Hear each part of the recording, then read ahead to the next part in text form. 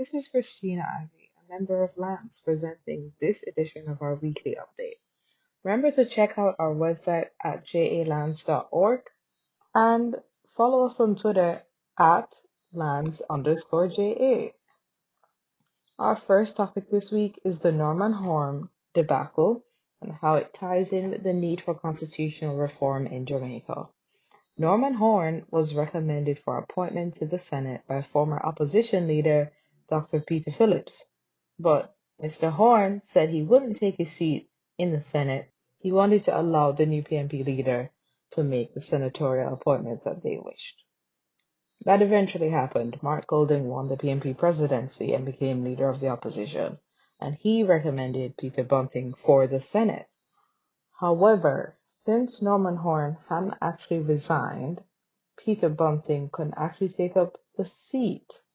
Now, in this case, Norman Horn was deemed ineligible for the Senate because he was a US citizen, but he essentially got to hold the country hostage until that fact came to light because of how difficult it is for us to recall MPs and senators. Senators are appointed by the Governor General on the recommendations of the Prime Minister and the Leader of the Opposition. The Governor General is just acting as a representative of Queen Elizabeth and doesn't actually get to make a value judgment on who is being appointed. Once someone is appointed to the Senate, unless they resign, the only way they can be removed is through the courts. So the Governor General, he's a ceremonial figurehead acting on behalf of the Queen, as we said earlier. Opposition MP Michael Phillips tabled a resolution in Parliament that called for the removal of the Queen as our head of state, for Jamaica to become a republic, and for us to appoint a ceremonial Jamaica national as our head of state. Now, we'd be happy to take the steps to become a republic, even if it just means having an actual Jamaican as our head of state instead of a quasi-German woman living across the Atlantic. But there are some other things to consider. If we become a republic, we need to have a referendum on the matter, constitutionally, because it requires a referendum for us to change anything about the Constitution. And it would be a good use of time and resources to look at constitutional reform in general so that everything could be addressed in one referendum. This is not to say that we want the process rushed. We actually want the opposite of that. It needs to be carefully deliberated. We need to have many public consultations and all of that. But just saying it's the best use of time and resources for us to make this into a multi-issue referendum instead of staging individual referendums to vote on every change to our constitution. We could just make a bunch of them at once. Remember, we inherited our political system from the British. On top of that, the framers of our constitution were from a very limited segment of Jamaica's population. So this is a key opportunity for us to make our constitution feel truly ours.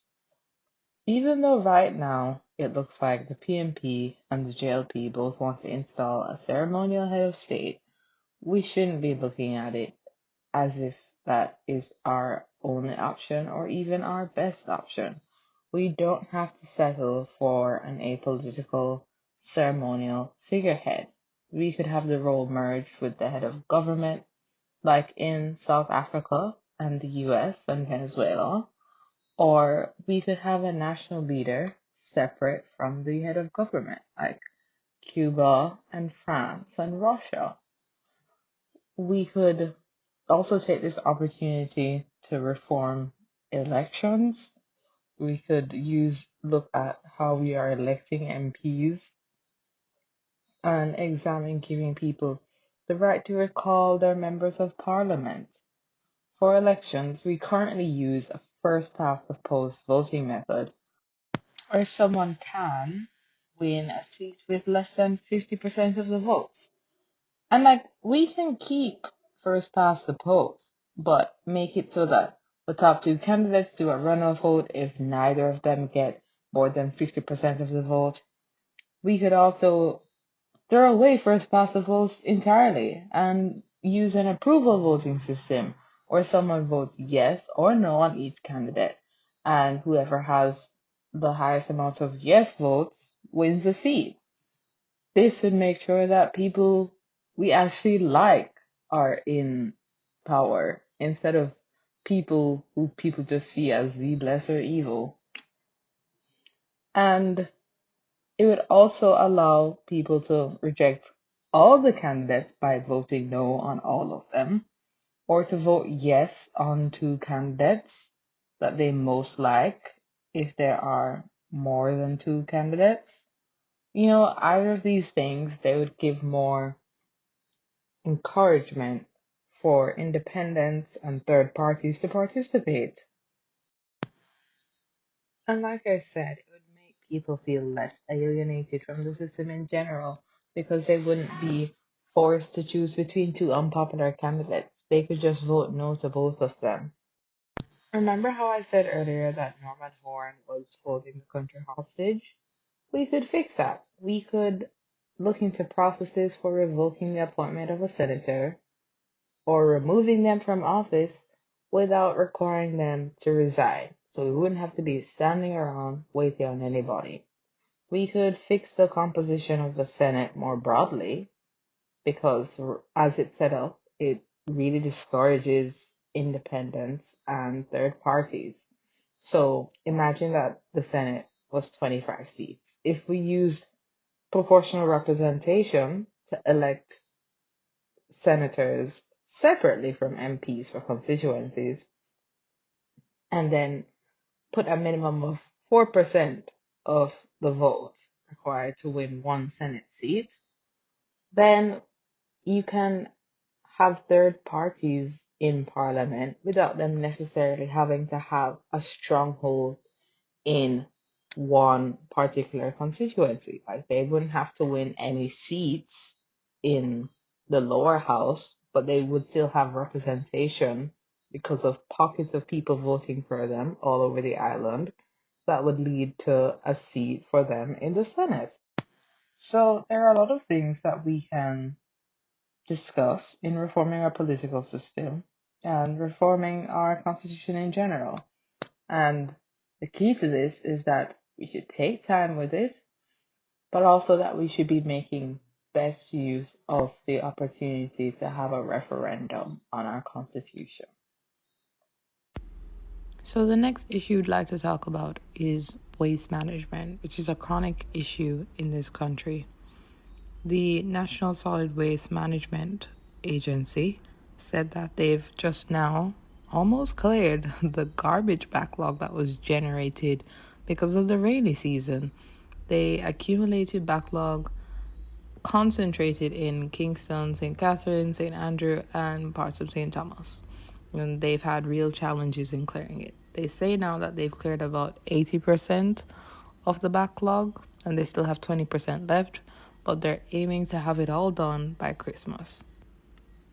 Now, this comes about 1 week after the public relations officer at the Jamaica Fire Brigade said that people need to stop burning garbage because they could be charged for open burning under the Country Fires Act.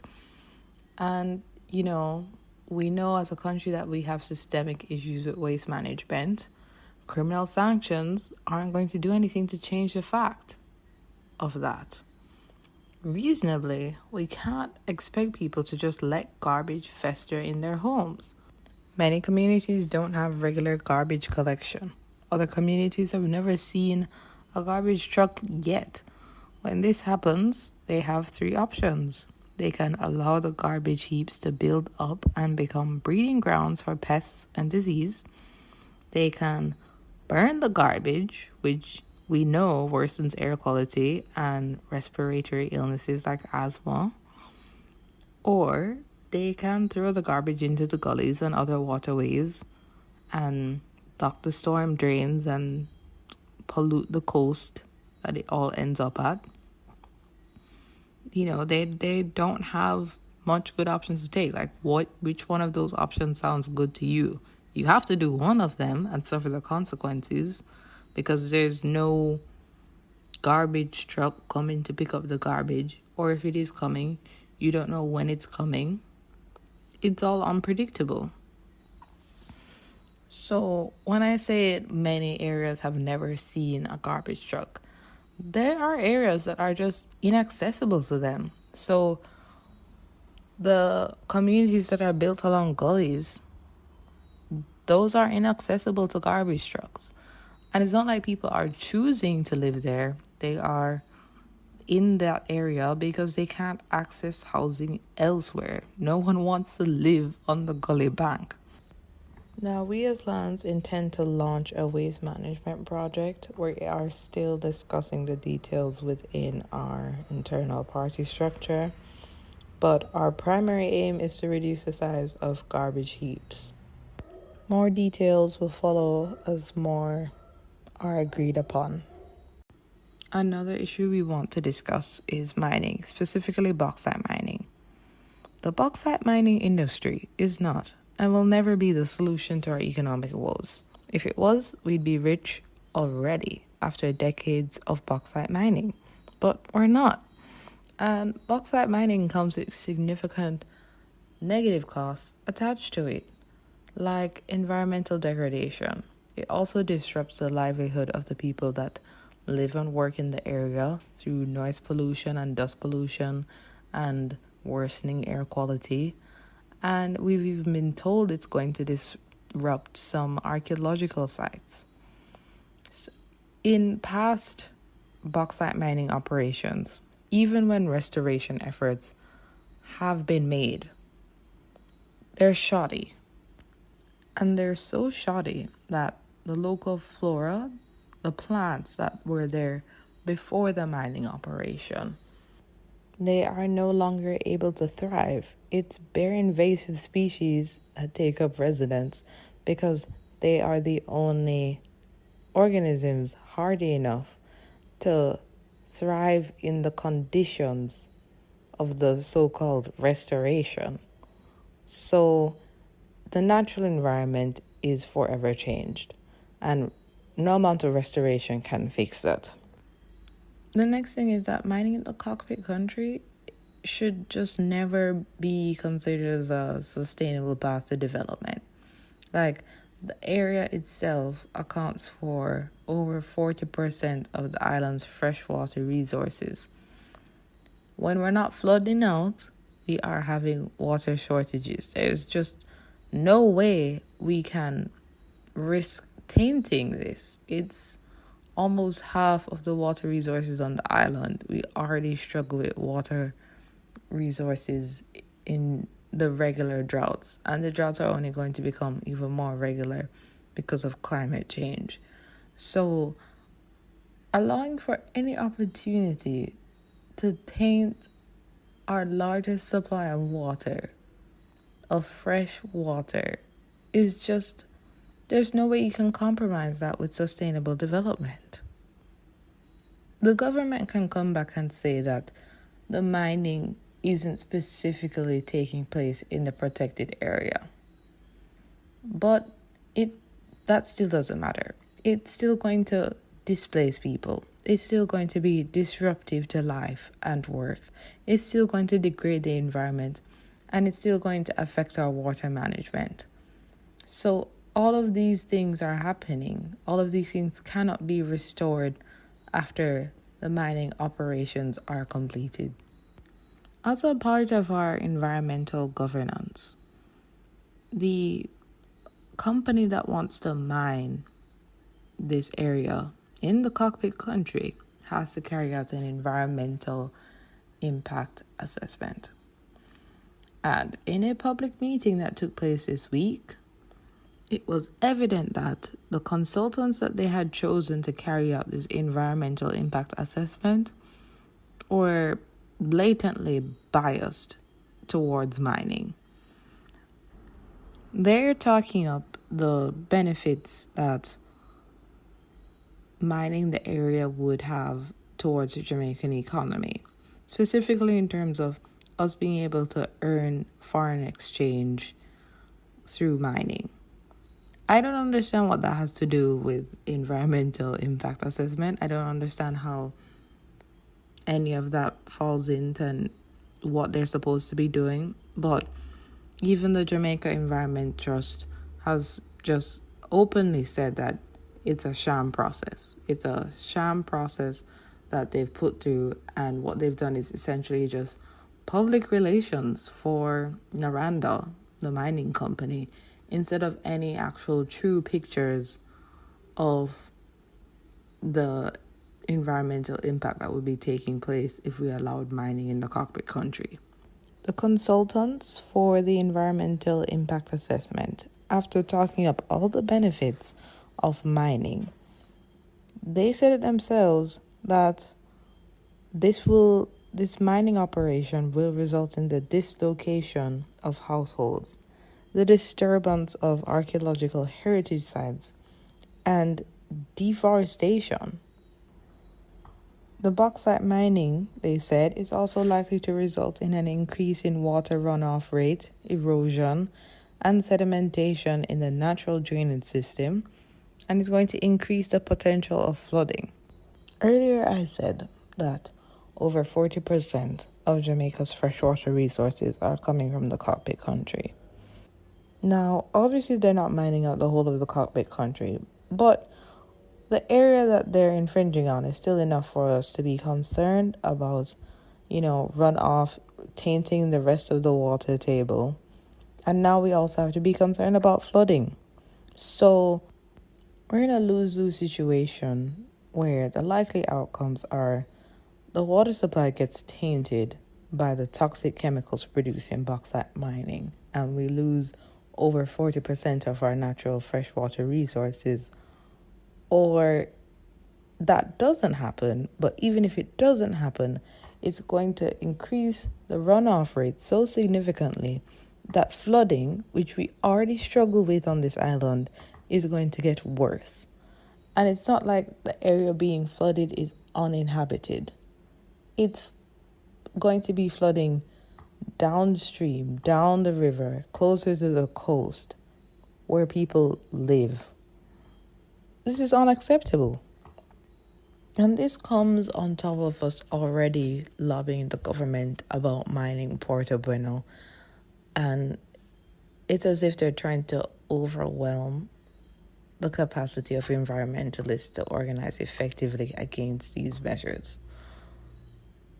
Mining in these areas is not going to solve our economic problems.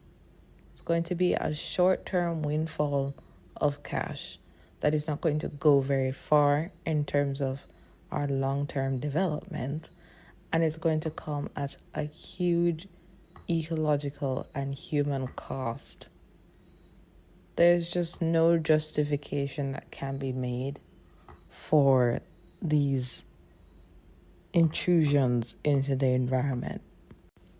The final topic for this week's recap is agro-processing. Senior research analyst at the Jamaica Productivity Center, Wendell Ivey, said that agriculture and agro-processing are the best option to move the country's economy into a position of sustained growth.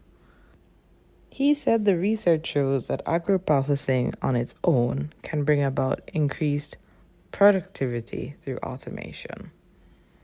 Like, the agricultural sector employs about a fifth of the Jamaican labor force, and the productivity is so low that even a marginal increase in the output per worker would have a recognizable impact on not just the agricultural sector, but the whole economy. Now, we at Lands, for us, it's not just about the economy.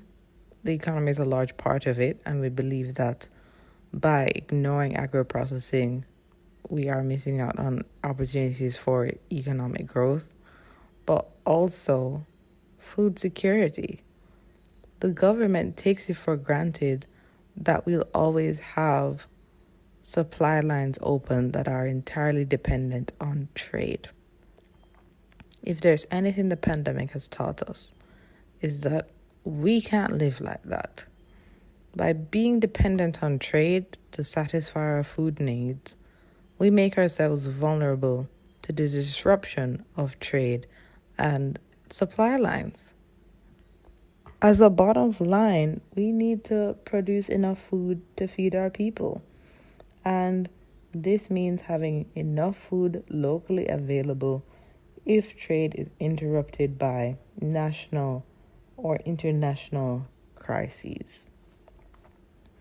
A big hurdle in achieving food security for us is that farmers lack capital. Small farmers, especially, struggle to access financing to make their operations more efficient. There's also just a lack of investment in agro-processing.